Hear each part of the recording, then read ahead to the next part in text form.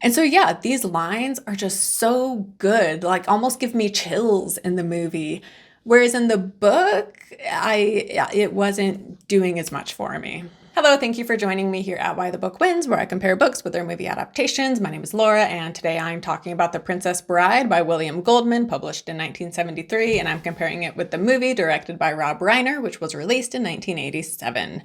And we are in subscriber month, and The Princess Bride was suggested by Discworld Edgewitch, so thank you to them for suggesting this one. And this has been on my radar ever since I started Why the Book Wins, because I did know this was based on a book, and I even read the book when I was in like 7th grade. We read this for class. Although I do not remember reading any of the beginning portions from Goldman's perspective. So I think she must have had us begin when The Princess Bride, like the book within the book, when that begun. I think that's where she had us start the book. And then I absolutely love this movie. I still remember when my family got it from the library and we watched it together, and I just absolutely loved it. We all thought it was hilarious. And so, yeah, I don't know why it took me so long to cover this one, because considering how much I love the movie and I knew it was based on a book. But yeah, anyway, thank you to Discworld Edgewitch for suggesting this one and finally getting me to talk about it. But I first want to talk about William Goldman, the author of this book, because he was a screenwriter and he adapted The Stepford Wives into the first movie from the 70s. And The Stepford Wives was my first ever book versus movie episode that I did almost 5 years ago. So that's a cool connection there. But also the movie he seems to be the most proud of. He talks frequently about Butch Cassidy and the Sundance Kid in the book Princess Bride. So he just gushed over Butch Cassidy and how much he loved that movie. And I do love that movie. I mean, it has Paul Newman and Robert Redford, who are just a fantastic duo. And Butch Cassidy has a lot of comedic moments. And I mean, there's so many quotable lines here, which again is all thanks to William Goldman. But the line that has stuck with me the most is, "Next time I say let's go someplace like Bolivia, let's go someplace like Bolivia." But yeah, anyway, such a great movie. It has been a number of years since I've seen it, so I should rewatch it. But based on my memory, it's fantastic and I would recommend it. Oh, and then it also has Catherine Ross, who was also in The Stepford Wives, and she is just so beautiful and talented. But then also Goldman also adapted Misery, which was also directed by Rob Reiner. I do have a video it's an audio only, but I have covered that one. And the movie Misery is incredible. And then the book is just one of my all-time favorite books. It's fantastic. But Stephen King even becomes part of the story in the book The Princess Bride, like in these chapters that are from Goldman's perspective. Because Goldman, he writes a fake story about him abridging Morgenstern's sequel to The Princess Bride called Buttercup's Baby, but how people wanted Stephen King to be the one to abridge it, and so he meets up with King, and it's just this whole thing, which was pretty silly and funny, and I'm sure Stephen King got a kick out of him being part of this book. But anyway, Goldman adapted The Princess Bride himself for the movie. He wrote the script, and it seems like he was very involved in the filmmaking process. And the reason I bring all of this up is because him being a screenwriter does play a part in how this book was written and the framing device that he used. So the movie has a boy who is sick being visited by his grandfather, who reads him this book, The Princess Bride, as a way to lift his spirits. And the two of them will interject at different points through the movie, and we begin with them but also end with them as well. And then in the book, we hear that when Goldman was a kid, when he was sick, his father read this book to him. And so much of what we see between Fred Savage and Peter Falk, by the way, any Columbo fans out there? It's been like 25 years since I watched Columbo, but I remember loving that show. I loved any sort of detective, Murder, She Wrote was another one I would watch. And then there was one about like a priest who would solve crimes. I can't remember the name. Anyway, I loved all of those. Like at the time, this was like in 2000. So these shows were older, but my family and I were still watching them. And yeah, I loved Columbo. Anyway, a lot of the moments between Peter Falk and Fred Savage, between this boy and his grandfather, they are moments from the book that happened between Goldman and his father, who read him this book. But in the book, we get even more details with this framing device, because the book starts. So first of all, okay, I read like the 20th edition or something, and it started out with Goldman writing about working on the movie The Princess Bride, and while on set he hears about this museum that's all about the author Morgenstern, and so he goes to Morgenstern's museum and is looking up the details on the sequel that Morgenstern had written, and he is just like really going all in on making Morgenstern be a real person. And Goldman, he did not create these characters. It it was Morgenstern. Goldman simply abridged the book, and he was really committing to the bit. And so much so that I was kind of confused. And even the front of the book, okay, so I went and got the book. So this is the 30th anniversary edition, but it even says S. Morgenstern's classic tale of true love and high adventure, adapted by William Goldman. Abridged by William Goldman. And so yeah, anyway, he was so committed to the bit that I was like, wait, what the heck? Who wrote this book? Is Morgenstern a real person? And so I took a break from reading to Google this book and figure out who actually wrote it. And of course, I discovered that Morgenstern is 100% made up and that Goldman wrote this book all on his own. And this was just a framing device he used for the story. But then after the different introductions he wrote for various anniversary editions. So the book, I feel like this is getting confusing because the book, The Princess Bride, we have the book within the book. But as far as the framing device for The Princess Bride, we begin with Goldman in LA while his wife and son are living in New York, but he's in LA for work and his son's birthday is coming up. And so he has like an original edition of The Princess Bride sent to his son for his birthday. And Goldman himself has never actually read The Princess Bride because his father is the one who read it to him. However, he remembered loving it when his father would read it to him. And so he's very excited for his son to experience this book that he had loved so much as a child. However, when he gets home, he asks his son how he liked the book, only to realize that the son did not read past the first chapter, and Goldman is so hurt. However, it is explained to him that the son tried to read beyond chapter 1, but the book was so dense in chapter 2 that he had to stop reading. And so Goldman then, again, he never actually read this book. It was just his father who read it to him. And so he's like, what? Like, there's no dense chapters. What are they talking about? And so he picks up the book himself for the first time. And he realizes that chapter 2 actually is incredibly boring. And we read, Morgenstern wasn't writing any children's book. He was writing a kind of satiric history of his country and the decline of the monarchy and Western civilization. But my father only read me the action stuff, the good parts. He never bothered with the serious side at all. And so Goldman decides, like, you know what? There is an amazing story mixed in with all this, boring satire, dense satire. And so he decides he is going to abridge The Princess Bride and only include the parts his father would read to him, which are all the best parts. And so we begin reading his abridged version of The Princess Bride.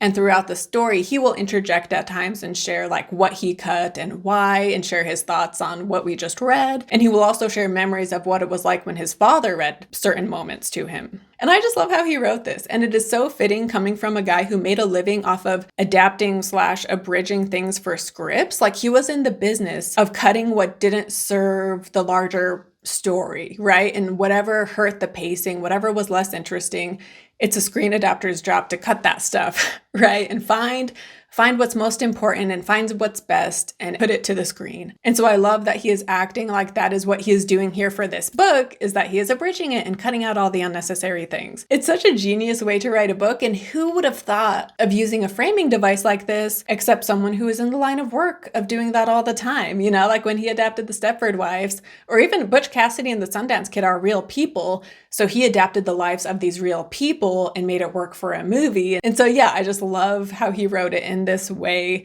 And then it gets really meta when he then takes his book, The Princess Bride, which is already an abridgment, and then he abridges it and adapts it for the screen himself, and he cuts even more from the story. But yeah, it's such a fun way to frame this story and so unique. And now from here on out, I will get into the details of the plot, which means there will be spoilers going forward. And I kind of am going to go into this video assuming everybody already knows the details of the plot. So I'm not going to go over the plot beats and describe what happens, because maybe it's wrong to make this assumption, but I already just kind of expect everybody to know this movie since it is so iconic. But I'm going to begin with Buttercup and Westley. So in the movie, Westley starts out as a farm boy on Buttercup's parents' farm, and whenever she asks him to do something, he says, "As you wish."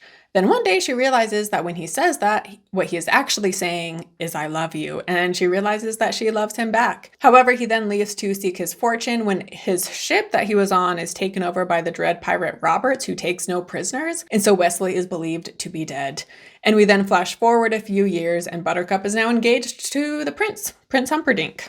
And so when I would watch this movie as a kid before reading the book, I was always kind of confused as to how Buttercup went from being a random girl on some farm to suddenly being engaged to the prince, and one day she is going to be queen. Like, how the heck did that happen? But the book does explain how this happens. So first of all, we get this whole thing about where Buttercup is in the ranking of beautiful women, and she has always been very high up, but she didn't take care of her appearance, and so it kept her lower than she could have been, despite still being very beautiful. And then one day Count Rugen sees Buttercup like in town or something, and he's, struck by her beauty.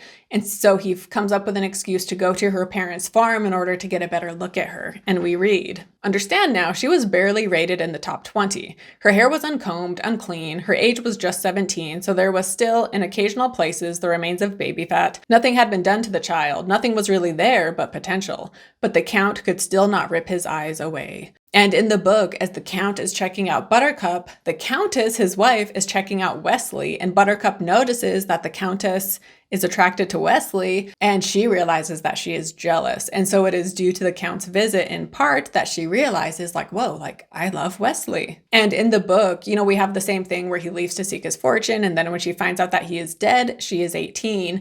And hearing about his death, like, this matures her in a way. And also she's been taking care of her looks now. And so after his death, she skyrockets up the ranking and she becomes the most beautiful woman in the world at this time. And I get this was written in the 70s and it is a fairy tale kind of story. And so it isn't surprising that her beauty is the best thing about her, because there's plenty of fairy tales where they do make it seem like a woman's beauty is the most important thing. And I also get that having literally every woman be in this ranking of their beauty, I get that's meant to be funny, but yeah, I don't know. I just didn't love any of this part. I did want to say, though, that this book is a satire, right? And so it's using these stereotypical tropes and being really over the top with it, and that's the point. And so you could say that with Buttercup and her beauty and, going up the rankings and just how silly that is. Like, that's the point, is that it's silly and tropey and over the top and it's satire. So I feel like throughout this video, I take a lot of this story at face value and not think more about the satire behind it. So yeah, I just wanted to acknowledge that here, and definitely share your thoughts on the satire tropey aspect of this story down below in the comments. But anyway, so while there's drama going on with Buttercup finding out Westley has died, meanwhile, Prince Humperdinck is trying to find a princess to marry, but after not having any luck, he tells the Count that he just wants to marry someone beautiful. And we read, "I want someone who is so beautiful that when you see her, you say, wow, that Humperdinck must be some kind of fella to have a wife like that. Search the country, search the world, just find her." And the Count, of course, knows right away where he can find her. And so he takes Humperdinck to see Buttercup. And at this point, Buttercup has become the most beautiful woman. So he's like, yes, she's the one, I'll marry her. And so they come to an agreement where he almost kind of forces her to marry him, but they also come to an agreement where she will never be able to love him, but he's like, that's fine. And then also he does have to marry a princess. And so they come up with a fake country that Buttercup is from and claim she is the princess there. And they also send her to princess school for 3 years so that she can learn the ways before their marriage. But back to Westley and Buttercup. So when they are later reunited, but she doesn't know who he is, she talks of how much she loved Westley, and he slaps her for this, right? Because, he's annoyed that she was engaged to someone else. But he says, that's the penalty for lying where I come from. And Buttercup begins to speak again, but then he raises his hand to hit her again, so she shuts up. Whereas in the movie, we see him lift his hand, but he never actually hits her. But in the book, if you want me to not like a male character and not want him to end up getting with the main woman character, this is the way to do it. As soon as a guy hits a woman, that's it. I don't like him. I don't want him getting with the main girl. Why would I be rooting for him at this point? And so I was not a fan of that in the book. And then there's another part in the book when he is telling her, this is near the end, he is telling her to tie up Prince Humperdinck. And she kind of flails, being like, oh, I don't know how to tie him up. You would do such a better job. I'm not strong enough. But Westley gets annoyed at her, and we read, "Woman," Westley roared, "you are the property of Dread Pirate Roberts, and you do what you're told." And I get this is a tense moment, right? And it's important that she tie him up. And I also understand that Westley has been a pirate for 3 to 5 years. And so to be violent and angry and shout, that is very typical of the pirate life. And so I guess that was just his instinct to yell and speak like this in this tense moment. But still, a guy talking to a woman like that, that's bad news, in my opinion. And so again, it was one of those moments where it made me not particularly like Westley in the book. And along with me much preferring Westley in the movie, I also liked movie Buttercup much more. Like, I don't want to say I straight up did not like Buttercup in the book, but yeah, I basically did not like her in the book. She starts out fine up until they leave the fire swamp. Also, I gotta say, as far as the fire swamp goes, in the book, she doesn't do anything to help Westley fight off the ROUS, but she does at least rip off her dress to make a bandage for him after he kills it. Whereas in the movie, she also doesn't help, but with the movie, like, you get to see her just stand there and do literally nothing, and it was so frustrating. And I remember even as a kid watching this, like, you know, back in 2000, even then, I was annoyed that not only Buttercup, but it's very common in older movies for the woman to just be so useless and just stand by while the guy does everything. And as a kid, I got so annoyed by that. And most of my family members, we would complain, being like, why is she so dumb? Why isn't she acting? Do something. And so people these days complain about, you know, like girl bossing female characters and whatever, but would you rather have them just stand by and do nothing? Like, how is that better? So anyway, but in the movie, when they leave the fire swamp and Humperdinck is there, she interjects that if the prince promises to return Westley to his ship, that she will go with the prince. And she tells Westley, I could not bear it for you to die again, not when I knew I could have saved you. And as you're watching this, you're kind of like, what are you doing? Like, stay and fight, stay with Westley. But at the same time, her logic does make sense, and she also has no reason to distrust the prince at this point. And so in the movie, it does come off as admirable of her, right? Like, albeit naive, but you still don't dislike her for wanting to save Wesley's life. And in the movie too, while Westley is talking to Humperdinck, you see Buttercup looking around and she sees all of the soldiers that Humperdinck has brought with him. He has brought, you know, this whole army.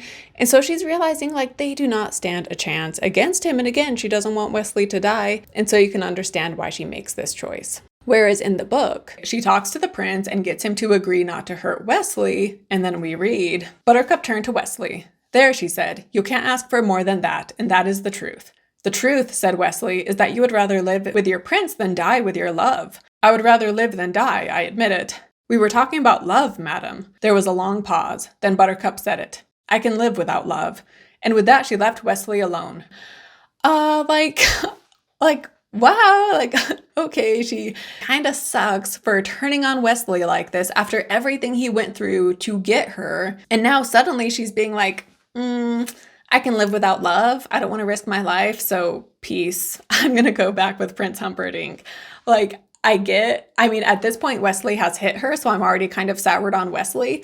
And maybe she's soured on him too. Maybe that's why she does this. But honestly, I don't think so. When Goldman wrote that scene, I don't think he thought it was as bad as it is.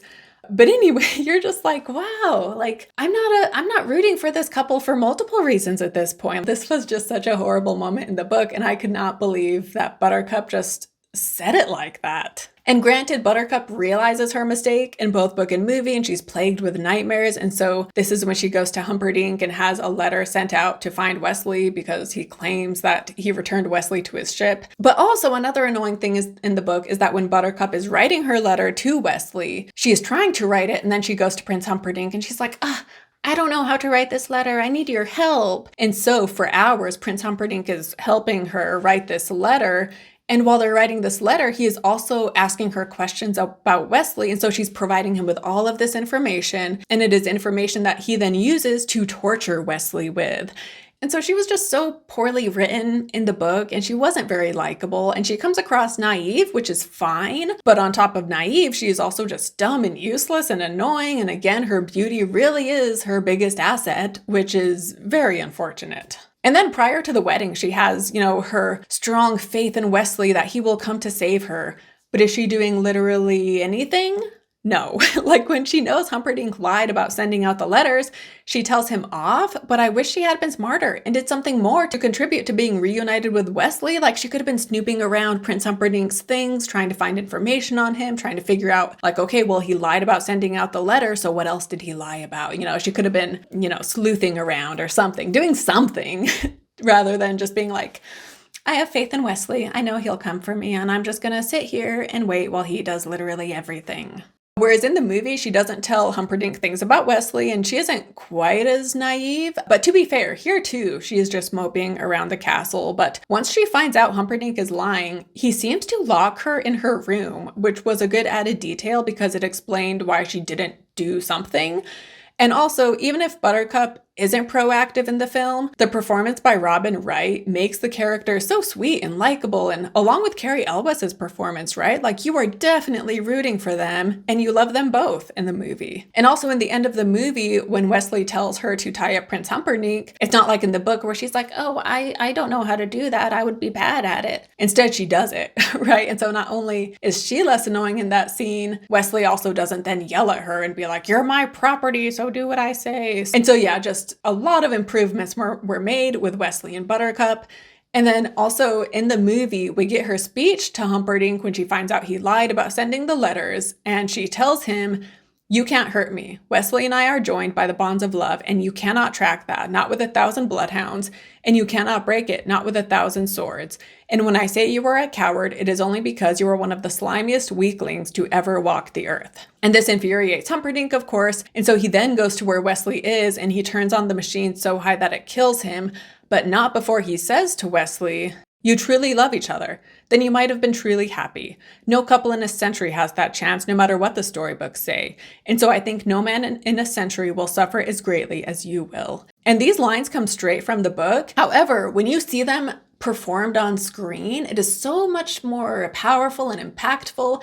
And because you like Westley and Buttercup more in the movie, you're also so much more invested, and you believe in their true love. Like Robin Wright and Carrie Elwes just have fantastic chemistry. And so yeah, these lines are just so good, like almost give me chills in the movie.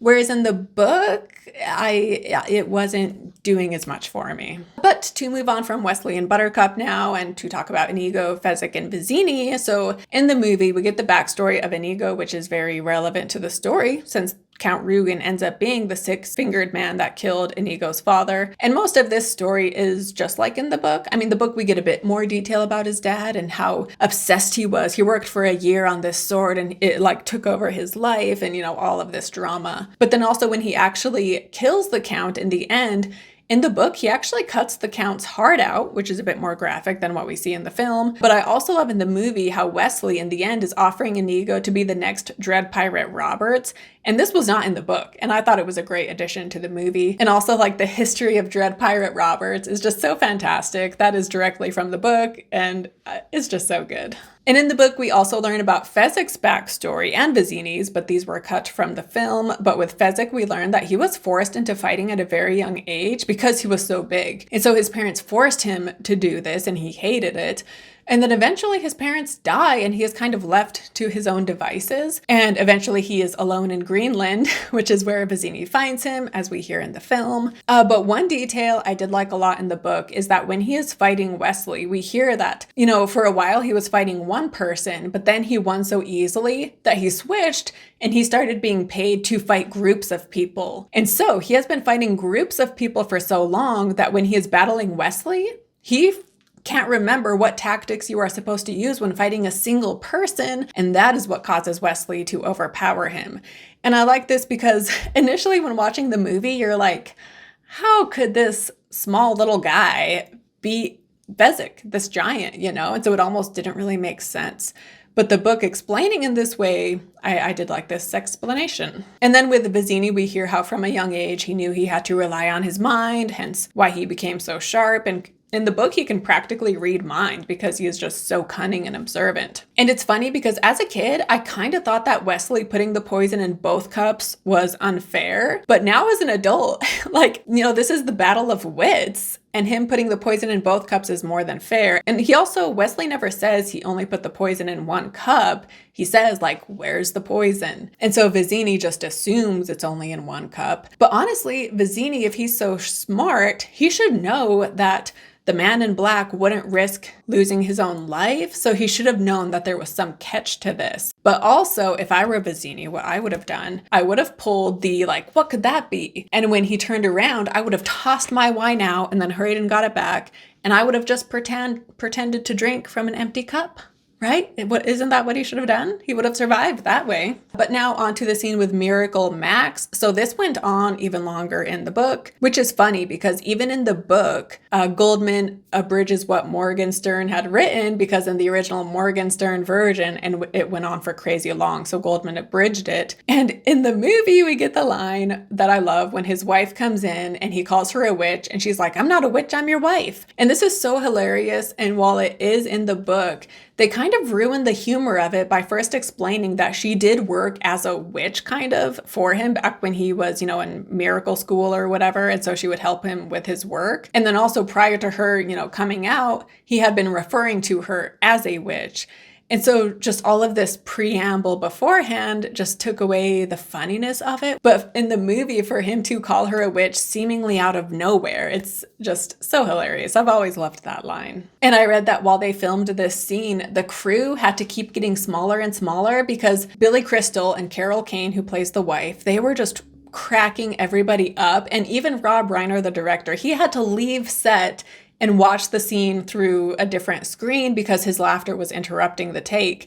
And then also, it's funny because when you watch this scene, you can tell, because we get these close-up shots just of Billy Crystal and Carol Kane, and you don't see Vizzini, or not Vizzini, you don't see Fezzik or Inigo, and it's because they weren't in the scene, because they were laughing so much they got kicked out. And also, Wesley's body was replaced with the dummy body, because Carrie Elwes also was laughing. And so, yeah, it's just hilarious that this scene ended up taking so much more time than it was supposed to, but also how the crew just kept getting smaller and smaller because people could not stop laughing.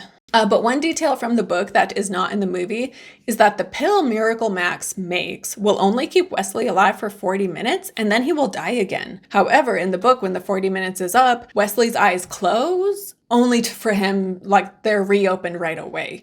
And later on, we find out that he's like, "Oh, I prayed to some fictional saint to save me, and I was brought back to life." And this just seemed very unnecessary. And I prefer the movie where the pill is meant to bring him back for good. And yeah, I get it was supposed to add suspense as they're storming the castle, and you're like, "Oh no, they're cutting down. They have limited time. Is he going to be able to save Buttercup in time and whatever?" And so it's meant to be suspenseful, but when you read this book knowing he is going to somehow live, it just kind of feels pointless. Yeah, so it was a smart change to the movie to just have it be like, this pill will just bring him back to life. That made so much more sense. But then another change is that in the movie, the Pit of Despair, it is the Count. He runs the Pit of Despair and he is obsessed with pain. And so he has created the machine, which sucks life. And this is how he tortures Wesley. Whereas in the book, the prince, in the movie, we see he's obsessed with hunting and he's a very skilled hunter. But in the book, he is so obsessed with hunting and he loves to hunt a variety of animals. However, he cannot always be leaving the country to find these new exotic animals. And so they build this underground,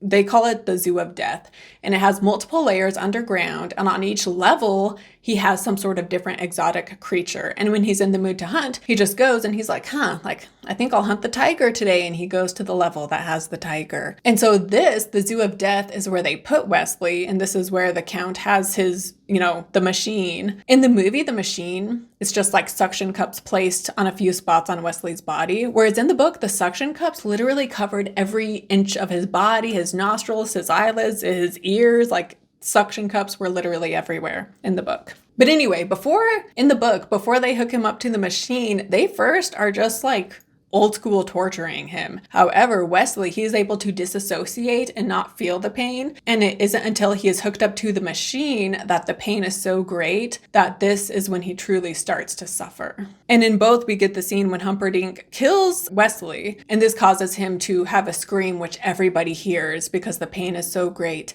And this is in the book. However, prior to them hearing Wesley's cry, before this, they had heard a dog make this cry, because back when the Count was testing the machine, he was testing it on this poor dog, and he put the dog in so much pain that the dog had a cry that everybody heard. So that was very sad. But also when Fezzik and Inigo go save Wesley, in the book, this scene kind of dragged on as they face different creatures as they go down the many levels before finding Wesley. However, there is a part that was funny because Goldman writes about this poisonous spider that's hiding behind a door handle, and he's really building it up oh no, they've beaten the bats and the snake, but there's this spider. However, it's anticlimactic in a funny way.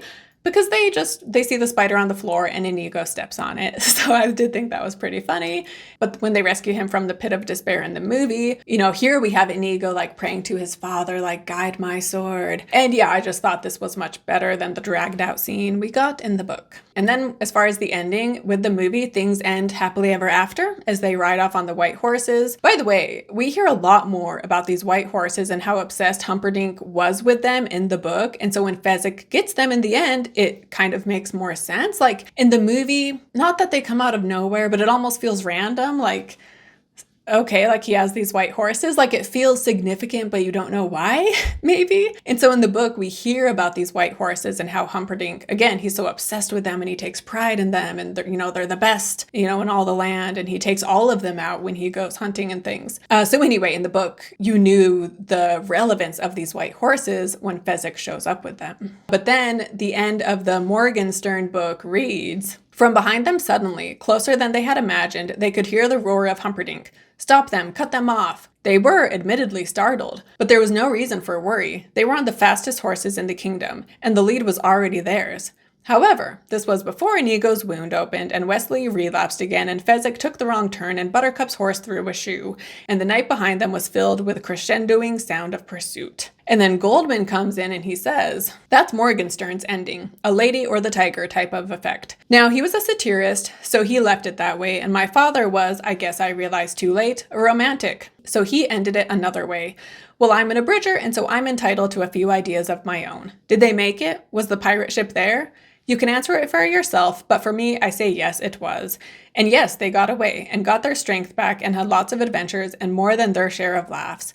But that doesn't mean I think they had a happy ending either, because in my opinion anyway, they squabbled a lot and Buttercup lost her looks eventually, and one day Fezzik lost a fight and some hotshot kid whipped Inigo with a sword, and Westley was never able to really sleep sound because of Humperdinck maybe being on the trail. I'm not trying to make this a downer, understand. I mean, I really do think that love is the best thing in the world except for cough drops. But I also have to say, for the uppity-umpth time, that life isn't fair. It's just fairer than death, that's all. And so while I do like the fairy tale ending in the movie, I also do like this ending in the book and, the dose of reality we kind of get. And so I did think that was funny. And then when it comes to book versus movie, the movie wins. There's no doubt about it.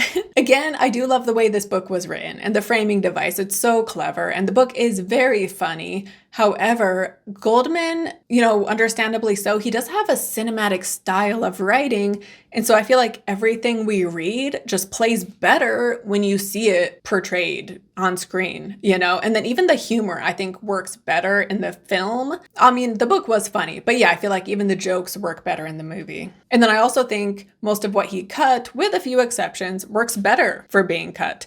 And the cast is just fantastic. And he does say at the start, Goldman, that as long as you have a decent script and a great cast, your movie is good as gold. And yeah, they could not have asked for a better cast. Everyone is just absolutely perfect in this. And then again, I much, much preferred Westley and Buttercup as characters in the movie than the book. And so this right here, like that alone is reason enough for me to choose the movie because again, Buttercup was so frustrating and stupid and ditzy and a very poorly written female character in my opinion. And then Westley just also wasn't all that likable and I just felt their true love so much more in the film. Like Robin Wright and Carrie Elwes, they're just perfect in this. And now here at the end, I kind of just want to rapid fire some last minute thoughts I had. So first of all, when Westley falls down the cliff, which is such a fantastic scene, as he says, as you wish, his hair should have also come undone because guys look good with longer shaggy hair, but having it in that tiny ponytail is just not a good look. I hate that tiny ponytail. Like they just need to undo that. But then also when Buttercup escapes the ship, after she has been kidnapped, she tries to swim away. By the way, in the book, sharks were in the water, whereas in the movie, they're giant eels. But basically, she is doing the freestyle stroke as she is swimming away. And women at this time did not know how to swim. And if you were a woman who knew how to swim, you were considered evil and you were doing witchcraft or something. But then also, even if she did know how to swim, she would not have been doing the freestyle stroke because that wasn't a common way to swim at this time. And I learned all about this when I read Young Woman in the Sea, and the history of the freestyle stroke, as well as just the history of swimming, is actually really fascinating, and so I talk about it in that video. But it's also really sad and tragic because for so long, it was considered so indecent for a woman to know how to swim. It was considered evil, witchcraft, or it was just considered, indecent and sexual, and a woman shouldn't know how to swim.